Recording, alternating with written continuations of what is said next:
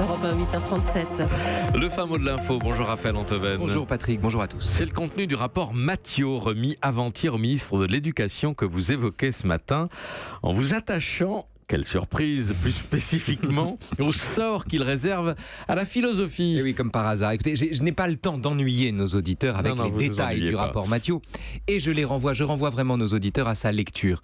Mais pour le dire vite, dans le dispositif que propose ce rapport, il faudrait, pour éviter de n'avoir que 2 heures de philosophie par semaine en terminale, choisir une unité d'enseignement dite majeure qui inclut la philosophie.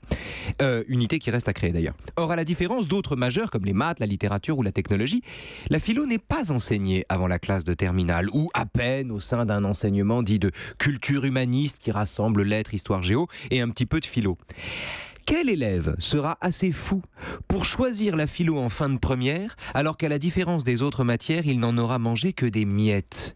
Et qui voudra encore suivre un cursus philosophique à l'université, alors qu'il n'aura eu que quelques heures par semaine, quelques mois dans la vie pour apprendre un lexique, comprendre une méthode, découvrir des textes hyper compliqués et en plus trouver ça génial? Pour qu'un tel dispositif où les filières traditionnelles sont remplacées par des études un peu à la carte, pour que ce dispositif ne paupérisse pas l'enseignement de la philosophie et ménage l'égalité des chances entre toutes les disciplines, il faudrait enseigner la philosophie comme on enseigne l'histoire, les maths ou la littérature dès la classe de seconde. Et en fait, ce n'est pas seulement une question d'égalité, c'est un enjeu vital. Tant que ça, pourquoi ? Mais oui, parce que, par exemple, la philosophie est une arme de guerre contre les fake news. Non pas parce qu'elle détient la vérité, mais parce qu'elle enseigne l'art de douter sans devenir ivre de son doute au point de considérer qu'on nous ment toujours et que la vérité est ailleurs.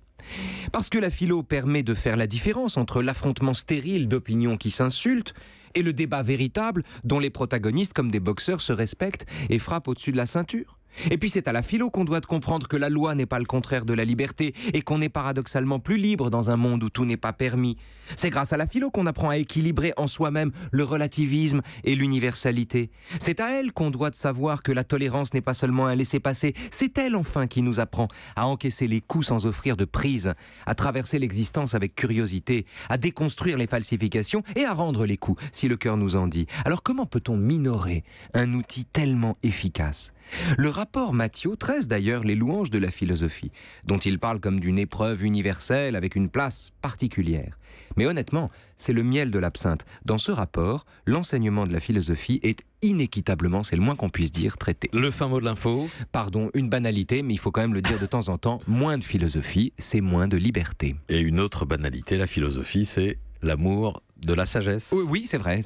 Ou la sagesse de l'amour, ça dépend des versions. Qui vit votre émission, Raphaël ? On parle de désir, qui étymologiquement signifie la nostalgie de l'étoile, dimanche 13h-14h avec la philosophe Chantal Jacquet. Qui vive à 13h sur Europe 1 le dimanche. Merci à vous, Raphaël Antoven.